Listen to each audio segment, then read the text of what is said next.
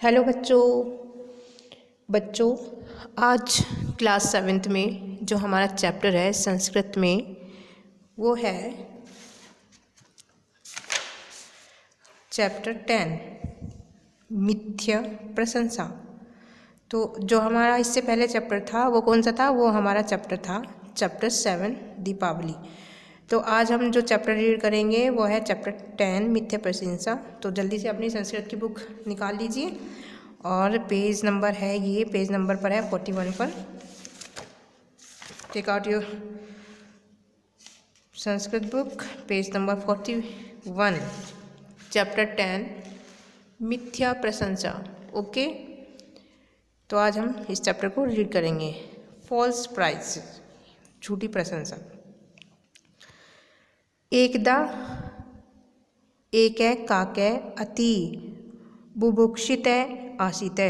एकदा एक बार, एकदा एकै काकै एक बार, एक काकै मतलब कौवा, अति मतलब बहुत, बुभुक्षितै मतलब बहुत भूखा था। एक बार एक कौवा बहुत भूखा, आसीतै मतलब था। स भूमो एकै मांस पिंडम अलभत। तो उसे क्या हुआ? उसे भूमि पे एक मांसपिंड, मांस का यानी कि टुकड़ा, अलभते मतलब मिला। बुभुक्षितै काकै तै मांसपिंडै चंचवाया निधाय वृक्षस्य शाखायाम उपाविशत। तो क्या हुआ? बुभुक्षित मतलब भूखा जो था काक, वह मांस के पिंड को, चंचवाया मतलब चोव में, निधाय मतलब दबाकर, वृक्षस्य मतलब वृक्ष की, शाखा मतलब शाखा पर जो उसकी टहनियाँ होती हैं, उपवासिशत मतलब बैठ गया। तो एक बार एक कौवा था जो बहुत भूखा था, तो उसे क्या मिलता है? भूमि पर एक मांस का टुकड़ा पड़ा हुआ मिलता है। तो जो भूखा कौवा था वो उसने उसे अपनी चोंच में दबाया और उसे लेकर वो वृक्ष की शाखा पर बैठ गया, जो उसकी ब्रांचेज होती हैं पेड़ की शाखा। तदा एकै शृंगाले काकस्य मुखे मांसपिंडे दृष्ट्वा लुब्धः अभवत्।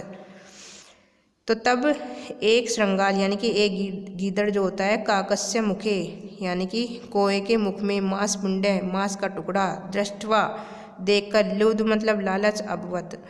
तो तब वहाँ एक श्रृंगाल आता है और उसके कौवे के मुख में मांस के टुकड़े को देखकर उसे लालच आ जाता है। श्रृंगाले तु स्वभाविने धूर्त आसीति। जो श्रृंगाल होता है यानी कि गीदड़ होता है, वो स्वभाव से कैसा होता है? चालाक होता है। ठीक है, गीदड़ जो है वो चालाक जानवर होता है बहुत ही, उसका स्वभाव में ही इसके चालाकी होती है। श्रृंगाले अचिंत्यत है, श्रृंगाल ने यानी कि गीदड़ ने विचार किया, अहो अरे, एतत् सरस मांसपिंड कथम अहम अग्रहणामि। ओ इतना, यह सरस मतलब अच्छा, रस भरा मांस का जो टुकड़ा है, कथम किस तरह से, अहम मैं अग्रहणा में ग्रहण करूं। उसने मन ही मन में विचार किया कि ये इतना अच्छा मांस का टुकड़ा है, इसे मैं किस तरह से प्राप्त करूं। किंचित विचिन्त्य स साठियेन काकम अवदत्। ऐसा विचिन्त्य मतलब सोचकर, स मतलब यानी कि जो गीदड़ था उसके बारे में कहा गया है, वह साठियन यानी कि चालाकी से, काकम अवदत् ऐसा सोचकर वह चालाकी से कौवे से बोला, हे काके, अरे कौवे, त्वं सौंदर्यम अति रमणीयम, तुम्हारा जो सौंदर्य है वो बहुत ही सुहावना है। तव मधुर गीत है, तुम्हारा जो मधुर गीत है, श्रोतुम अहम अत्र आगच्छामि, तुम्हारा वही सुनने के लिए, श्रोत मतलब सुनने के लिए, अहम मतलब मैं, अत्र यहाँ, आगच्छामि आया हूँ, मैं तुम्हारा मधुर गीत सुनने के लिए यहाँ आया हूँ। ठीक है बच्चों, उसके मन में तो क्या थी? उसे तो कौवे से वो मांस का टुकड़ा लेना था, इसलिए वो अपनी बातों से उसे लुभा रहा था कौवे को। तो उसके बाद वो कहता है, काके मिथ्या प्रशंसा श्रुत्वा अभिभूते जाते। काक जो कौवा होता है, मिथ्या मतलब झूठी प्रशंसा सुनकर, अभिभूत सुनकर, प्रशंसा श्रुत्वा मतलब सुनकर, अभिभूत मतलब प्रसन्न जाता है, खुश हो जाता है, प्रसन्न हो जाता है। स पुलकित भूत्वा वृक्षस्य शाखायां इतिस्ते अनृत्यते। स वह खुश होकर, पुलकित मतलब खुश होकर, वृक्षस्य मतलब पेड़ों की शाखा पर, इतिस्ते इधर उधर, अनृत्य नाचने लगता है।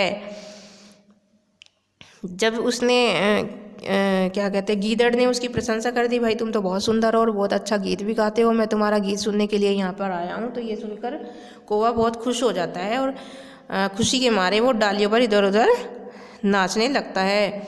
तदा श्रृंगालय काकम अकथयते।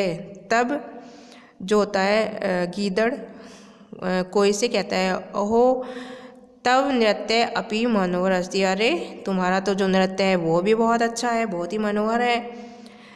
त्वै गाने तू नूने में कोकिलस्य गायनाते अपि मधुरते भविष्यति।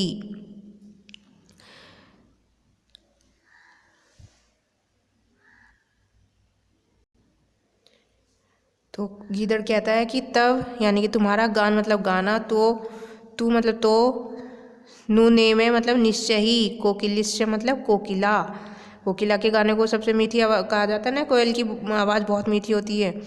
गायनाते अपि मधुरते भविष्यति, मीठा हो गया, यानी कि तुम्हारा जो गाना है वो तो कोयल से भी अधिक मीठा होगा। स्व प्रशंसया पुलकिते काके गेतु यथेव प्रवते अभवत।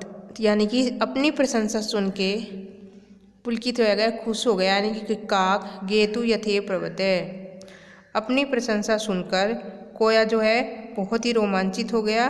और तथेव तस्य मुखाते मांसपिंडे, जैसे ही तस्य मुखाते, और उसके जो था, जैसे उसने गाना शुरू करा, तस्य मुखाते मांसपिंडे, उसके जो मुंह में मांस का टुकड़ा था, भूमो अपततः, भूमि पर गिर गया। धूर्त श्रृंगालय मांसपिंडे गृहीत्वा अन्यत्र अपलायते। तो जो चालाक जो वो था, गीदड़ था, उसने क्या किया, भूमि पे गिरे हुए टुकड़े को उठाया और गृहीत्वा अन्यत्र अपलायते, और क्या किया उसने, दूसरी ओर भाग गया। अपलायते मतलब भाग गया, उसने उस मांस के टुकड़े को उठाया और दूसरी ओर भाग गया। इसलिए बच्चों, हमें कभी भी किसी की झूठी बातों में नहीं आना चाहिए कि किसी ने कह दिया भाई ये तो बहुत बढ़िया है, इसे तो ये तो बहुत पैसे वाला है, ये कुछ भी कहकर कोई भी तुम्हें फंसाने की कोशिश करे, तो तुम्हें क्या करना है, किसी की भी झूठी प्रशंसा से ज़्यादा खुश नहीं होना है। ठीक है, आपको भी पता है आप क्या हो या क्या नहीं हो। तो इसलिए क्या किया, उस बेचारे उसमें झूठी प्रशंसा में फंसकर क्या किया, कोई ने अपने जो उसे खाना मिला था वो भी उसके पास से जाता रहा। ठीक है बच्चों, तो ये आज का आपका चैप्टर था, चैप्टर 10 मिथ्या प्रशंसा, जो आपको अपनी संस्कृत की बुक में से अच्छे से रीड करना है। उसके बाद आपको इसका जो बुक वर्क है वो फिल करना है। ठीक है बच्चों, फिर बाद में मैं आपको इसका बुक वर्क सेंड करूँगी, पहले आप खुद ये बुक वर्क पूरा करने की कोशिश करेंगे। ठीक है बच्चों, thank you, have a nice day.